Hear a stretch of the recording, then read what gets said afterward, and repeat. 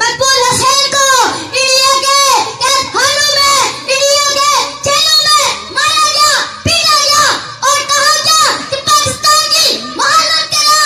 और जब उसने कहा मैं नहीं करूंगा और उसकी ज़बान काट दी गई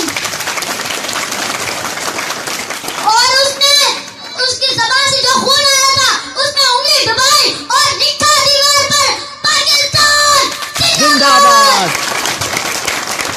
और मैं भी ये नारा लगाना चाहता हूँ, नारा ऐसा लगाना है कि लगाता था वो जब नारा, लगाता था वो जब नारा तो हैबर तोड़ देता था, हुक्म देता समंदर को रास्ता छोड़ देता था। पाकिस्तान जिंदाबाद। लगाता था वो जब नारा, लगाता था वो जब नारा तो हैबर तोड़ देता था, हुक्म देता समंदर को रास्ता छोड़ देता था। पाकिस्तान जिंदाबाद। ये इसको अप्रिसिएशन बहुत जरूरी है, इसलिए कि इसमें बाप का इल्म न बेटे को अगर अंदर हो तो फिर पिसर काबिल मीरास से बिदर क्यों करो। ये सदीकी साहब का इसमें परतों नजर आता है। ये दोबारा लगाता था जब वो नारा तो खैबर लगाता था वो जब नारा, लगाता था वो जब नारा तो हैबर तोड़ देता था, हुक्म देता समंदर को रास्ता छोड़ देता था।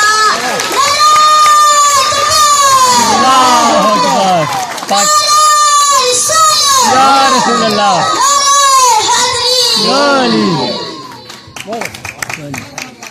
आज आप अगर जाएंगे मकबूला कश्मीर में, आज इतना जुल्म हो रहा है कि आप सोच के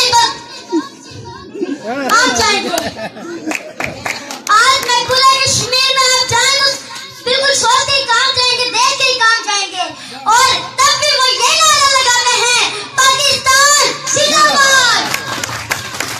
ये नहीं कहते कि हम भारत के प्रति उनका कि हमारे साथ मिलो, वो नहीं मिलते। वो पाकिस्तान से मोहब्बत करते हैं, कश्मीर से मोहब्बत करते हैं। शुक्रिया।